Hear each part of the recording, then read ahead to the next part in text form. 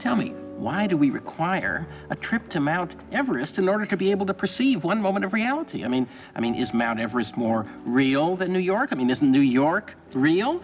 I mean, you see, I think if you could become fully aware of what existed in the cigar store next door to this restaurant, I think it would just blow your brains out. I mean, isn't there just as much reality to be perceived in the cigar store as there is on Mount Everest? I mean, what do you think? You see, I think that not only is there nothing more real about Mount Everest, I think there's nothing that different in a certain way. I mean, because reality is uniform in a way, so that if your perceptions are, if your own mechanism is operating correctly, it would become irrelevant to go to Mount Everest and sort of absurd because, of course, on some level, obviously, it's very different from a cigar store on 7th Avenue. Well, I agree with you, Wally.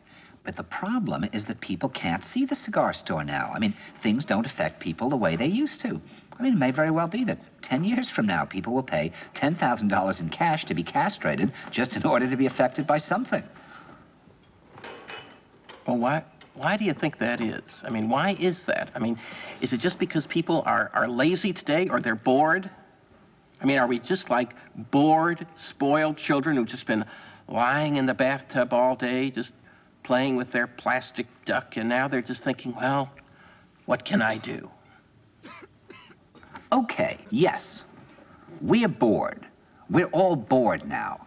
But has it ever occurred to you, Wally, that the process that creates this boredom that we see in the world now may very well be a self-perpetuating, unconscious form of brainwashing created by a world totalitarian government based on money, and that all of this is much more dangerous than one thinks, and it's not just a question of individual survival, Wally, but that somebody who's bored is asleep, and somebody who's asleep will not say no? See, I keep meeting these people. Just a few days ago, I met this man whom I greatly admire. He's a Swedish physicist, Gustav Bjornstrand, and he told me that he no longer watches television, he doesn't read newspapers, and he doesn't read magazines. He's completely cut them out of his life because he really does feel that we're living in some kind of Orwellian nightmare now, and that everything that you hear now contributes to turning you into a robot. And when I was at Findhorn, I met this extraordinary English tree expert who had devoted his life to saving trees. Just got back from Washington, lobbying to save the redwoods. He's 84 years old. He always travels with a backpack because he never knows where he's going to be tomorrow. And when I met him at Findhorn, he said to me, "Where are you from?" And I said, "New York." He said, "Ah, New York, yes, that's a very interesting place. Do you know a lot of New Yorkers who keep talking about the fact that they want to leave but never do?" And I said, "Oh, yes." And he said, "Why do you think they don't leave?" I gave him different banal theories. He said, "Oh, I don't think it's that way at all."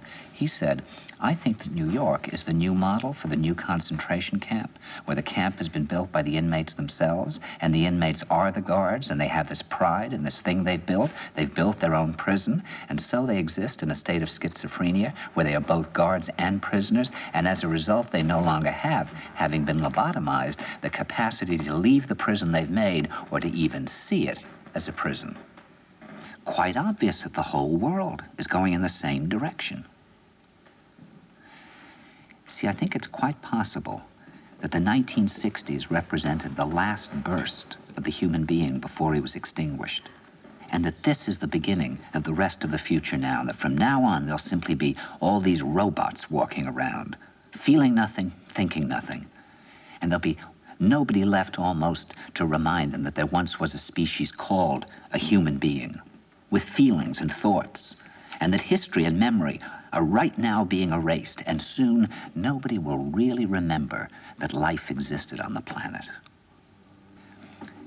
You see, I keep thinking that what we need is a new language, a language of the heart, languages in the Polish forest where language wasn't needed, some kind of language between people that is a new kind of poetry. That's the poetry of the dancing bee that tells us where the honey is. And I think that in order to create that language, you're going to have to learn how you can go through a looking glass into another kind of perception where you have that sense of being united to all things, and suddenly you understand everything.